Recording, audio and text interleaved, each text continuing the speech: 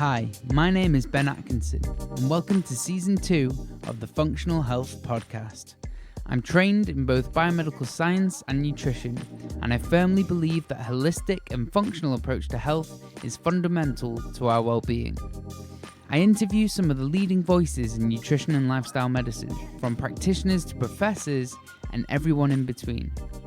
With this podcast, I will share with you their stories, their expertise, and their advice, shedding light on the industry from each of their perspectives and providing you with simple tips and tricks to help improve your health from today. This week, I'm delighted to be speaking with Dr. Venita Patel.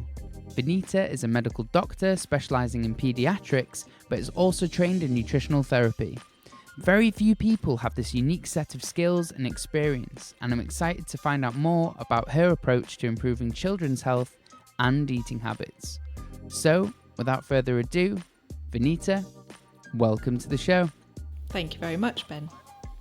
Now, Venita, you have 20 years experience in paediatrics and working with children. Yeah. What made you want to study nutritional therapy? So I had almost completed my training as a paediatrician, but throughout my training as a medical student and as a junior doctor, I had always had an interest in nutrition for my own interest.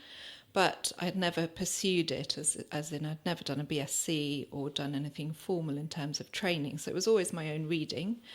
And then I got to a point where I had to stop my training, partly because my son was unwell. And after a few years, I got the opportunity to go back into training, but they made it a little bit difficult. So I looked at other options to see what I could do. A friend of mine had started at CNM, which is College of Naturopathic Medicine. Yes. And when I looked at her notes and her lecture list, I was completely fascinated and realised that this was what I wanted to study. So I spent 2 years doing that. So you now work in paediatrics, or you certainly work with children. Yeah. How has learning about nutritional therapy influenced your practice? I'm very fortunate that I work in Community Paediatrics, where we are taking quite a holistic approach to children's health anyway. We have the luxury, I would say, in the NHS of having an hour with our patients. So we really can look at every single aspect, not just their health, but also their development, family history, their pregnancy history. So we can look at, almost from a functional medicine point of view, Yes. the timeline. We can look at what's going on in the wider community around them, because we look at safeguarding and all of those things. And so the training which I've gained from nutritional therapy means that I can use some of those skills and add in some of those factors to when I'm making a plan for a child. Yeah. And particularly in one of my main sort of clinics is the Childhood Obesity Project. Right. So I understand that's an integrative project where you work in a multidisciplinary team. What do you do and how does it work? Yeah, so we have, we have a wonderful team of myself as the paediatrician. We have a family therapist who's looking at the psychological side of things, how the family dynamics are working. Then we have a fitness or physical activity specialist who's amazing. She's also trained in Taichi and all sorts of mindfulness practices. Yeah. And she takes children out to actually do activities with them, see what's feasible during their day. And we have a dietitian, and she also comes from a mental health background. So she's very open to different options rather than being kind of static and just going by the guidelines which we would know about from the NHS. Yes. So she's very open to adapting things for children and for families. So we're lucky to work within a team, and we're also lucky to have a year with children. So we're not just working with the child, but also their family. Yes. As they're only 4 to 12-year-olds, we have to work with the parents, with the siblings, with aunts, with grandparents. We love having grandparents. And getting that year where the team are working intensely, and I see them every 3 months for their assessments, means that we really can make some impact. I just want to circle back to, I can't imagine children being really interested in Tai Chi. How has that been? So we often start our assessments with a practice together. Yes. So when the family comes in, we all just get together, and it might just be doing some breathing exercises or some stretching, and it just sets the tone for the assessment. So the assessment can run for about 2 hours. Mm-hmm. So it just sets that nice atmosphere. If the child comes in, they're a bit frazzled, or they might have a diagnosis of ADHD, it just calms everything down. We also have an outdoor space, so if they need to just go out, we might just go and run around with them outside and do the stretching outside. Right. So we're really flexible, and we really tailor it to each person. Yes, and it sounds very reactive as well. You tailor it to the child's needs, not just this kind of broad approach. Yeah, so that's one of the key aspects, is that because we're seeing children who are particularly coming from difficult either backgrounds or they have another diagnosis, they're the families who can't access the group approach. So we have a tier 2, which is an 8 to 10 week group approach that the family can go and engage sort of 2 evenings a week. Mm-hmm. But not everyone can commit to that, not everyone can access that. So if the child has particular learning needs, then they particularly might not be able to access that. And so that's where we step in. So we can do a bespoke program. Mm-hmm. We look at exactly what are the drivers, what are the triggers, what are the issues for this family, and really focus on those. So if it's psychological, if there's trauma, which we see a lot of in the area that we work in, then the family therapist is key for that. So we really begin with the main issue before we even go anywhere near talking about food and diet and things like that. A truly holistic approach. It is, yes. Really lucky to have that. Now, children can sometimes be quite reluctant to change. They can. Especially when it comes around food. We've all heard of fussy eaters. Absolutely. Are there any interventions that you use which seem to be particularly effective when trying to change a child's eating habits? Yeah, so for the children that we see, obviously they're from 4 to 12. So they may have established some fussy eating, and it might be something that they've been doing for several years. So just to unpick that and to work on it can take a long time. Mm-hmm. But the key is just to be persistent and to work at the pace of the family. So what can the family actually manage? Because if you try and just implement something, a whole regime, that's not practical for them, nobody's going to start. Yes. But if you just say, okay, this child, they like eating one particular food, can we just add in something to that food so the flavour remains the same, the texture remains the same, but they're getting the added benefit of, say, a vegetable, mm-hmm. and really take it at that pace, which the dietitian can do because she's seeing them sometimes every 2 weeks. But in general, we tend to work with the family's preferences. So if they are from a certain cultural background, then we do encourage them to go back and eat the foods that they were used to culturally. And often that works very well. Yeah, fantastic. And what you said there about changing the whole lifestyle, it seems to be with adults as well. Everyone. It's small incremental changes over time which seem to have the biggest long-term benefit. Yeah, and those are the ones that are sustainable as well. So. Yes, and that's why working with a child over a year, yes, I imagine is incredibly more effective than just a 10-20 minute consultation. Absolutely. So that's where our project is quite unique. And unfortunately, we've just recently been given the funding to continue, at least for another 1.5 years. So we hope that we can carry on doing that work. As you said, it seems to be, the team that you work in seems to be quite novel and unique. Yes. Is this available nationwide, or why is that not the case? So this project is based on the NICE guidelines, which have shown that multidisciplinary approaches, which are community-based, mm-hmm. and which are a family approach, are the most effective, rather than just working with one dietitian and maybe just seeing someone on their own, rather than as a whole family. Having said that, the key problem is always funding. Yes. So when people have set up similar types of projects, they've never had the sustainability to carry on running. So that I would say is one of the main things. The other thing is just the interest. So when I was asked to join back as a community paediatrician, it was partly because of my interest in nutrition. Mm-hmm. And I was told that there are not many community paediatricians interested in nutrition. Wow. Yet we have such a big problem with childhood obesity in this country. And the only people who we can refer to are endocrinologists or diabetic specialists in the hospital. Yes. And pretty much they'll only see the children who have already got abnormal blood sugars or blood sugar profiles. Mm-hmm. So what about this whole huge number of children who cannot access that because they don't fulfill those criteria, yet their BMI may be above the 90th centile, and they're suffering all sorts of other health complications. Yes. From my point of view, I think that should be in the community. But again, it's funding and it's interest and it's people's experience. So if they're not experienced in running these sorts of things, then they're not likely to set them up. So do you think that's an underlying factor, the main underlying factor why this isn't nationwide is purely because we are underfunded? I would have to say so, yes, because the model that we're working in is one that could be rolled out, but even our model is being pinched by public health funding, really, right, which is where the funding mainly comes from. And most people are being pinched by public health funding, so health visitors, school nurses, and we're having a problem across the community.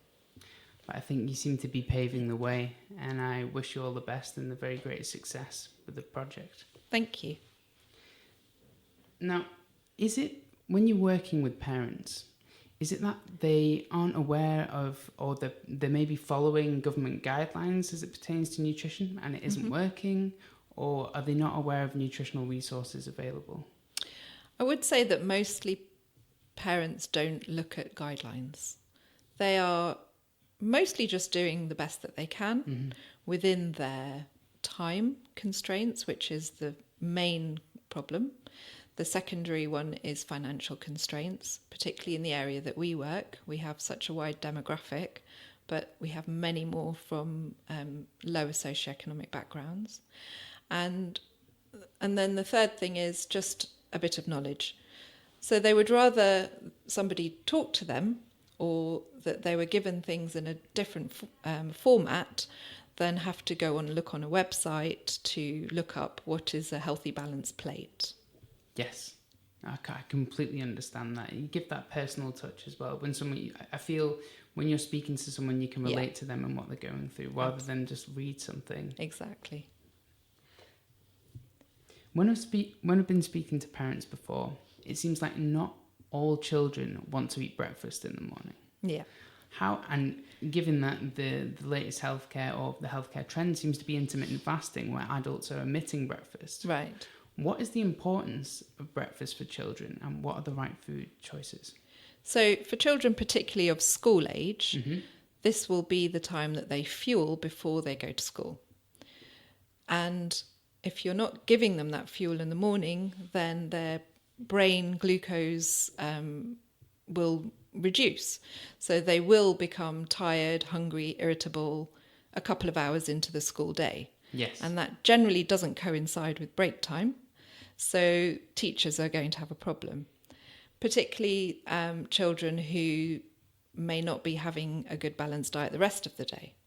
So that's why if we can at least introduce something healthy at breakfast, even if it's a healthy smoothie, which they have on the run, then we at least know that they're going to have some fuel for that morning before they get to their break time or lunch time. So it's really about just maintaining that blood sugar balance for them. Yes, and for parents which seem to be rushed out the door in the morning, what is an easy breakfast for them just to rustle up? What are the common things which you think people can implement in their daily life? So sadly, the easy breakfast in this country is the box cereal. Yes. And I would say that 90% of them are not cereals that I would recommend. However, children are used to eating that, so we're not going to suddenly say stop, but we might be just slightly changing what they're having. So if we're going to be able to add in some nuts, some seeds, some fruit, at least we're going to increase the nutrient profile of what they're having already.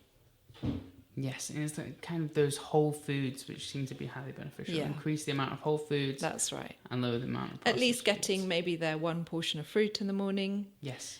Some people are very open to having things like scrambled eggs, so try and have that 1 or 2 days a week if you have that time. But again, it's down to the time factor. Always, it seems to be the case in Yes. this modern age. That's right. When a child presents themselves and they don't want to eat vegetables at all, Yeah. it's not for them. They don't maybe like the bitter taste of greens, which we know are highly beneficial for health. Yes. How can you change a child's eating habits when parents are struggling in this way?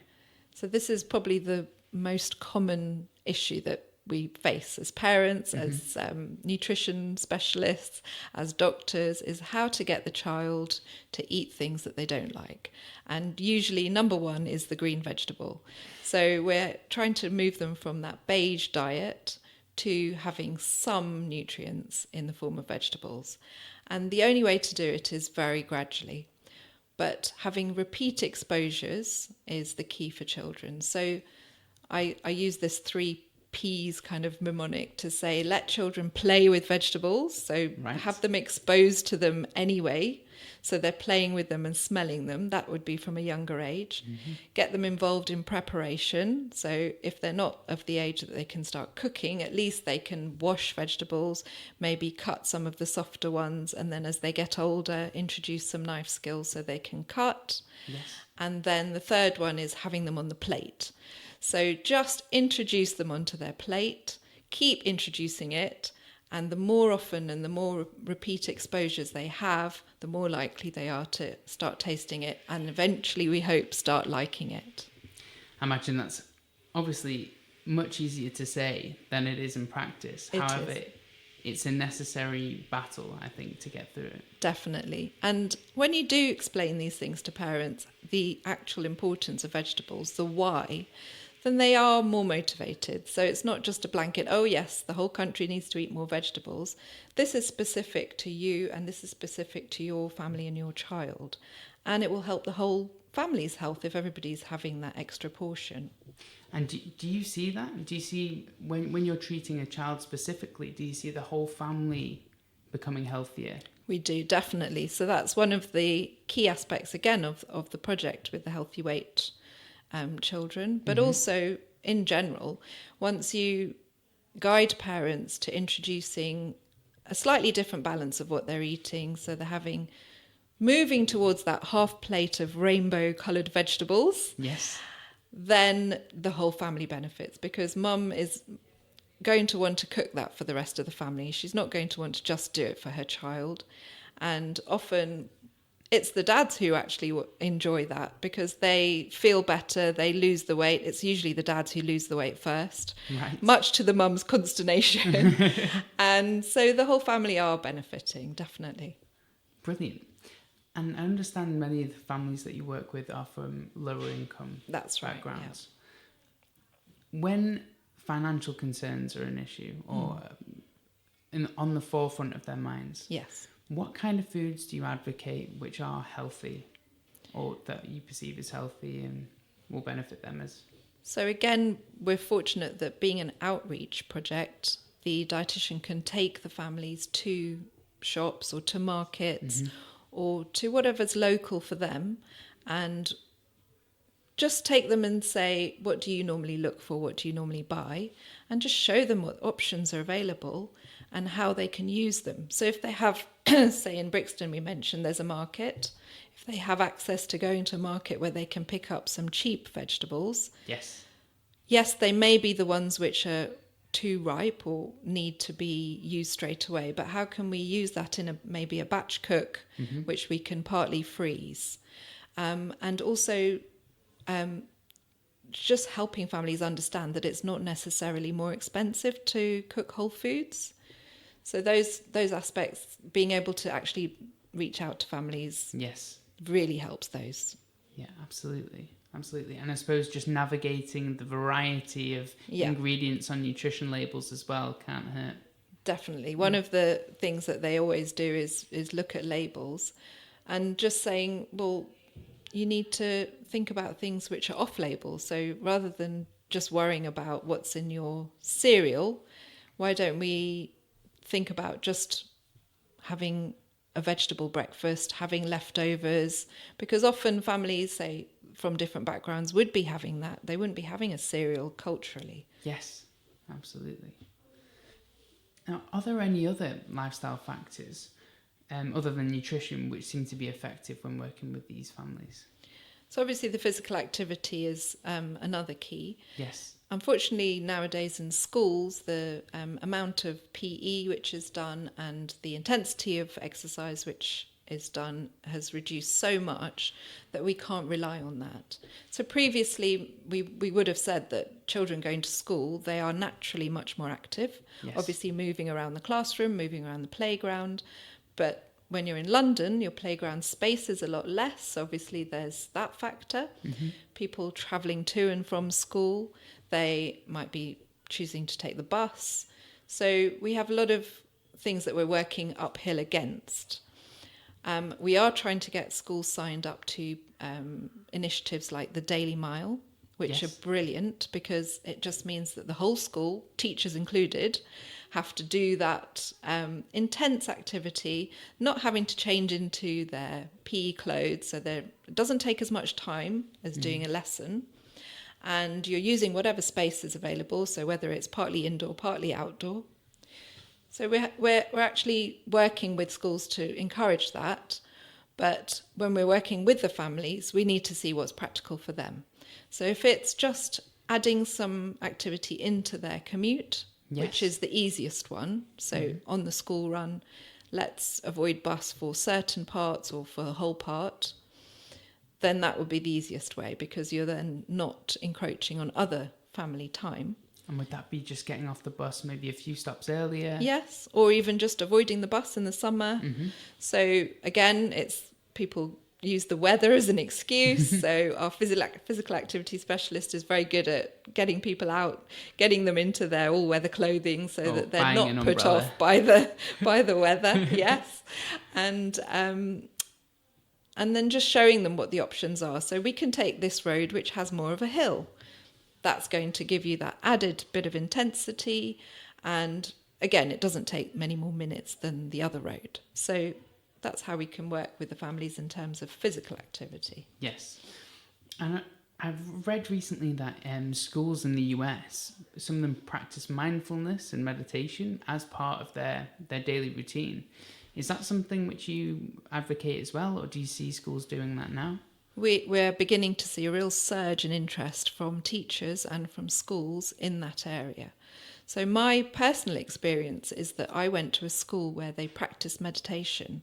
So I was initiated at the age of 11, and then we had 2 opportunities in the day, morning and evening, to have 15 minutes of silence where we could practice either the meditation that we initiated or our own practice. Mm-hmm. So I grew up with that, and I realised the benefits because later on I could just tap into that practice and use it whenever I was feeling anxiety or worry, particularly things like exam times. Yes. So I really could see that, and I went back to work in that school when I was a school doctor for that school.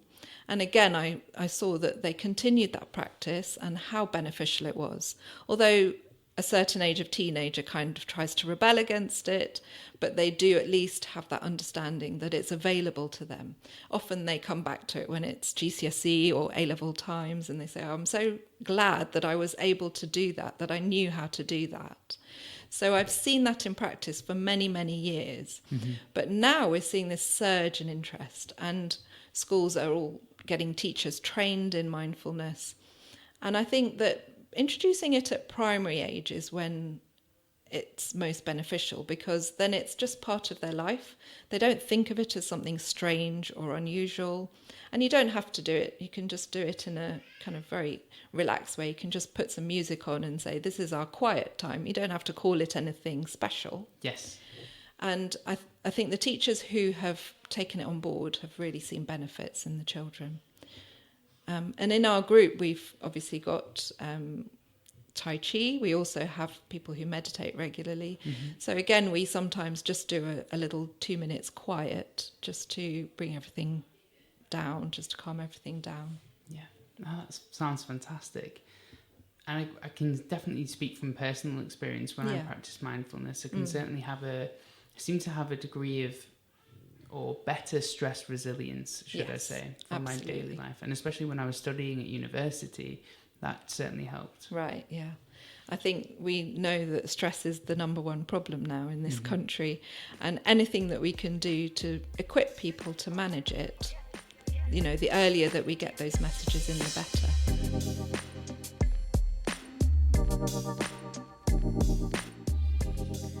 I understand you have a particular expertise in gut health. Yeah. What do you see as a major contributing factor for children when they present with general daily gut issues, IBS, digestive problems, things like that? Yeah, so one of the commonest things that children present with is abdominal pains. Right. And often they've had a lot of tests or investigations which are all negative. So the doctor then says there's nothing wrong with them. They're either just putting it on because they don't want to go to school, and if you can't link it to any foods, then just carry on. There's not much that doctors really can offer beyond that, or even gastrointestinal specialists. So that's often when they come to see me to say, but they really are in pain. Is there something else we can do? So I can look at the whole picture. So we're looking at the diet in detail, but we're also looking at are there any other factors. So we can look at the health of the microbiome, we can look at have they had loads of antibiotics, the whole picture, and see how does that feed into their symptoms, and are there any other symptoms alongside it. And then one of the tools I can use is the elimination diet, and I do stress that that's only a short-term thing. So we're not going to be telling you to cut out major food groups for a long time, but let's see what happens. Let's try and work with healing the gut, do a sort of a 5R protocol with them. Yes. And pretty much I would say most children respond to that. Whether we do any stool testing or not doesn't actually make too much difference. Obviously it can guide us a bit more. So parents are very happy to know that they can just adopt this program for a short amount of time and see if it has benefits. And if their child then has no symptoms, they're very happy. Wonderful. And what is, just for listeners, the 5R protocol? So the 5R protocol is a stepwise program. Initially, we're trying to remove anything that might be causing a symptom. So we're removing the key allergens, which are often dietary related. So they would be the things like gluten, dairy, things like processed soy, corn, sometimes other things like eggs. And we're also trying to remove anything that might be a pathogen in the bowel. So we're removing, say, somebody's picked up a parasite that might be sitting there. So if we do a stool test, then we're more likely to know if there is anything there. But sometimes we hear that the family may have travelled, the child may have been abroad, picked up a gastrointestinal bug. So then we have more of a pointer as to what we need to remove. And then the next stage is to start to replace the nutrients which are needed for both gut healing, but also repopulating the microbiome. So we would be adding in prebiotics, probiotics, and also the foods which are supporting that. So the foods which are high in fibre. And then we want, and as part of that re-inoculation, we want them to take a supplement probiotic, but we do want to work on their underlying population through foods as well. And then the last part of the program is to repair. So if there is any area of what we call leaky gut or gut permeability, then we need to give the fuel for those gut cells to repair. So we're giving those often in supplement form, but often we can add in foods such as bone broth. And then the last one is to retain that. So we want to continue that good work that we've done in those weeks. And sometimes that means just changing the balance of the diet so that they're not having maybe gluten 3 times a day, that we save that for occasional or just maybe dinner time. And we're adding in many more of the vegetable fibres again, and introducing them gradually, like we talked about before. Yeah, fantastic. I actually spoke to Christine Bailey recently, and she was speaking about how kids can have allergens and intolerances, which maybe don't present themselves as severe symptoms. That's right. But they can have a long-lasting effect on the child's gut health, and it might just be that occasional stomach ache or something which you really can't pinpoint. Yeah. And with dairy, especially, some people think it's just the sugar in dairy, lactose, or lactose intolerance, which causes the problem, but it can actually be the protein in dairy, which not often people are aware of. That's right. In the Healthy Weight team, what is the biggest challenging case that you've come across, and how did you overcome it? So I would say that teamwork was key to helping families overcome these problems. But the demographic that we serve, there are many issues around safeguarding. Yeah. So those are kind of the most difficult aspects, because they have to be approached very sensitively, and there are lots of knock-on effects. So if we're going to report a family to safeguarding, then obviously that will have lots of different consequences. So it can be very tricky, but we're well supported as a team. And if I use an example, so we had a child who, I think she was about the age of 12, and she was essentially caring for her mum, who had some learning difficulties, but particularly some mental health issues. Yeah.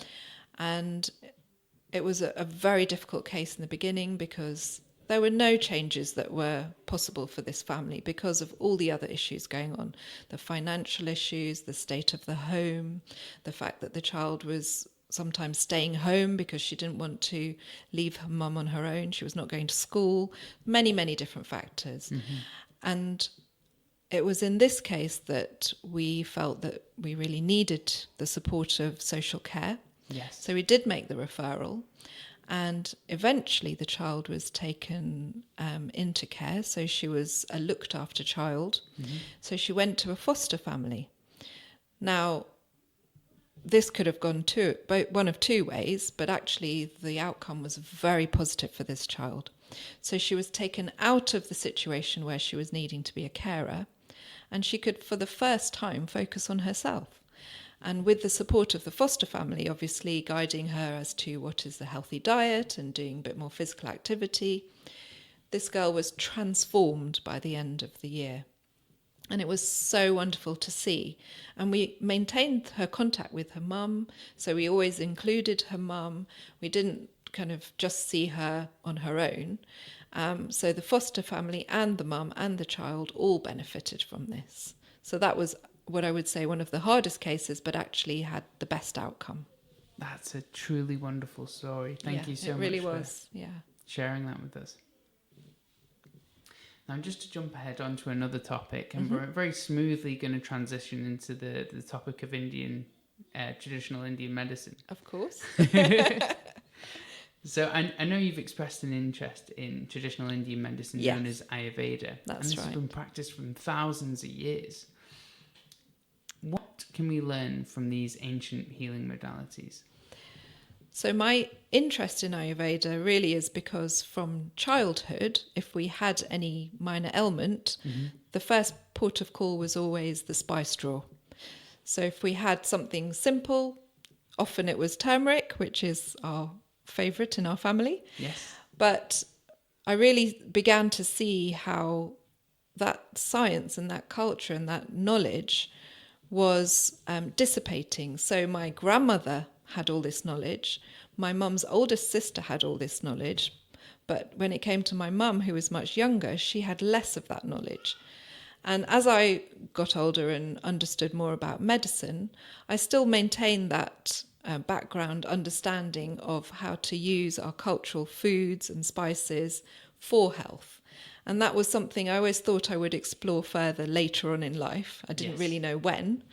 But doing the training with CNM, because it's naturopathic, we did have some influence from different sort of traditional medicine backgrounds. So we had some introduction to them all, and lecturers often alluded to them. But it was good because they were adding in the science. So we know that there are now 7,000 studies on curcumin and turmeric. And I knew that this was being used for 7,000 years. Yes. So the two together meant that I've got some science to back up what I'm saying. Yeah. And ultimately, if I'm telling people to use something like a spice, they're not going to have any negative outcome from it. Mm-hmm. And most likely they're going to gain some health benefit from it. But I've not actually studied Ayurveda in depth. However, I do see people responding very well to it. So with my son, we took him to India. There was an Ayurvedic specialist there, alongside all the sort of regular hospital stuff that goes on. So we actually used that in our own child and brilliant. saw how it transformed his health. Mm-hmm. So we have first-hand experience of it, but we also know a lot of practitioners who have amazing outcomes with their patients. So we know that if you do go down that route and really commit to it, that there are lots of benefits, particularly in chronic disease. But we also know that the science is catching up. So Yes. there's no harm in it, really. Mm-hmm. Particularly functional medicine uses a lot of Ayurveda influence. So they talk about things like using ghee for the butyrate content, which is a fuel for our gut cells. Yes. And we know that if you go to India, the first thing in an Ayurvedic retreat is that you have this medicated ghee for several days, and that the focus is on gut health. So there's not really a dichotomy between nutritional therapy, functional medicine, and Ayurveda for me, because I've kind of understood both sides of it.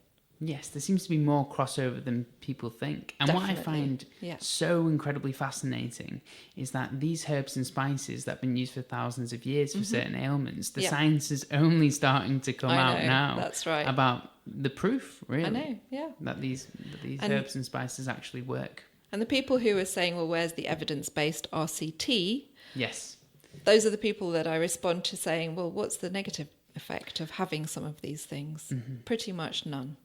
So yeah, and as a doctor, that the first rule, do no harm. Absolutely. If something isn't going to do harm but have benefit, why wouldn't you implement it? Yeah, and when we see our patients from different cultures, by guiding them back to their traditional diets, often there is a lot more use of herbs and spices. There's also always a fermented food in their culture. Yes. So I've learned about all the different fermented foods from different cultures. So there is some kind of connect with them, rather than you telling them, oh, you have to go and take a probiotic, or you have to go and transform your diet, take a Mediterranean diet, for example. Yes. So you're connecting with something that they're aware of, something that they've grown up with. And often it tastes better. Yeah. It's a win-win. Do you think healthcare in this day and age is integrated enough? And if not, why not? So I'm sure that most people's answer to this is that it's not. But I know that in my small project that we're doing, we are integrated, so it is possible. And the fact that a lot of teams are multidisciplinary now, and that it's encouraged. So within hospitals, it's encouraged to have a multidisciplinary team. And people are thinking a bit more widely. So they are thinking, let's have a nutrition or dietitian specialist on our team, but even having a mental health specialist on our team. Absolutely. So I think that the understanding is growing.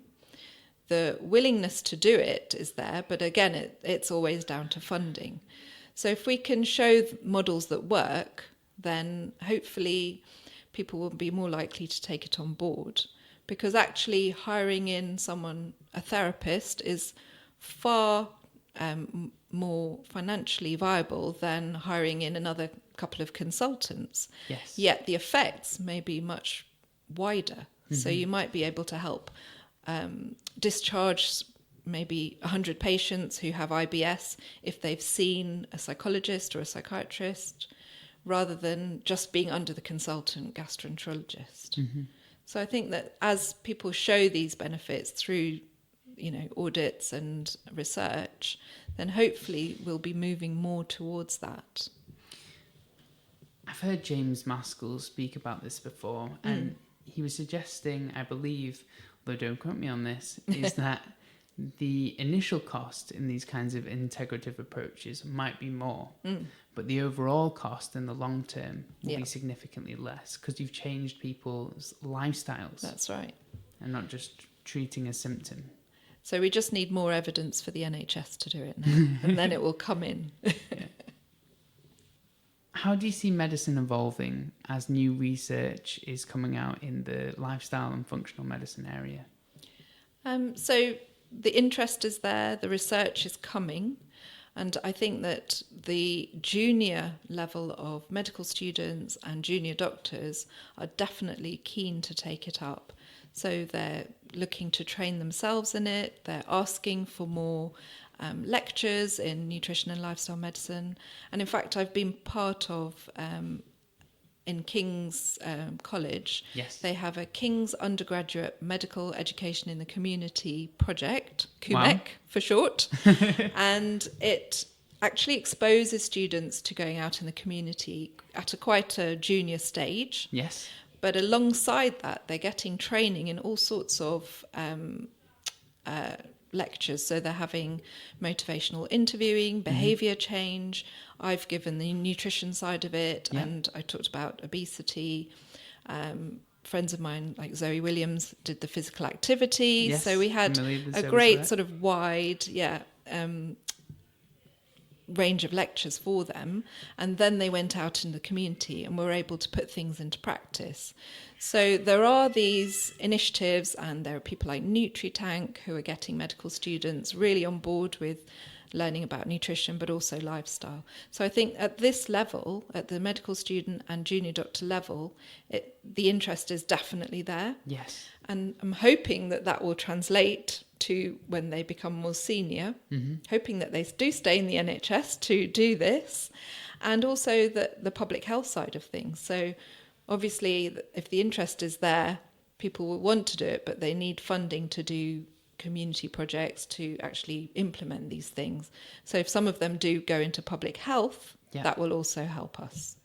Fantastic. And I suppose the British Society of Lifestyle Medicine as well, an undergraduate society for lifestyle medicine. There are so many good societies that are mushrooming now, and people are really jumping on and taking part with all these kind of courses and conferences that are going on. For listeners, I'll link to everything that we just discussed in the show notes. And just one last question, Venita. It's been great to have you on the show, but can you leave listeners with 3 tips to help improve their health and their child's health? I'm sure all nutritionists agree with my first tip. It's to do with gut health, but it is about vegetables. And we already touched on how can we increase the number of vegetables that children are eating, but also that families are eating. So I'll go back to my 3 Ps. So let children play with the vegetables, let them prepare, get them involved with cooking, and then put them on the plate. So offer them, keep offering them. So it's just that repeat exposure, getting them used to the taste and the texture. And we know that these preferences are established very, very early. So it's way before they've ever taken a taste of food. It actually starts in pregnancy. So if you can have a healthy pregnancy, eating this wide variety of vegetables, then your child is more likely to adapt to those flavours. And then obviously when you're breastfeeding, the child takes on those flavours and smells, and then weaning starts. So they've actually had these exposures way before they've had any tastes of food. And then I think the second one we also touched on. So my second tip is always to think of spices and herbs. So adding in spices and herbs to your daily routine. And I have a kind of top 3. So I always talk about my favourite turmeric, and then another amazing anti-inflammatory, particularly this time of the year in the winter, is ginger. And then the third one, which is good for a lot of different things, but particularly for blood sugar balance, is cinnamon. So I always encourage people to add those into their drinks, into their food, and just get used to having them in their diet so that their children are having them as well, because they're not very strong flavours. Children tend to not mind having those.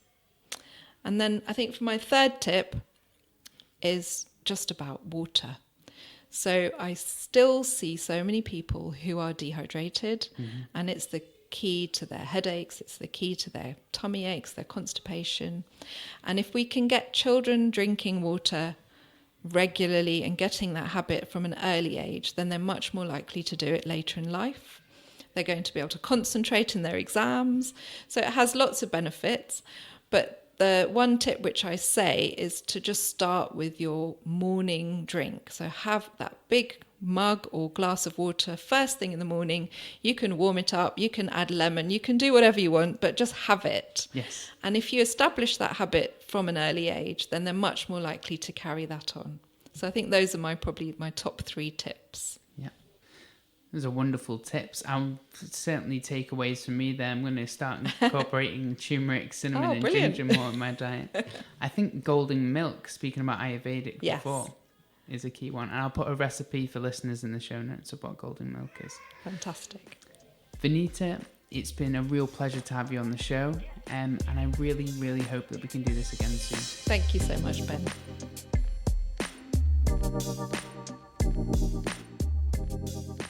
Thank you for listening to the Functional Health Podcast. You can find links to everything that we talked about today in the show notes.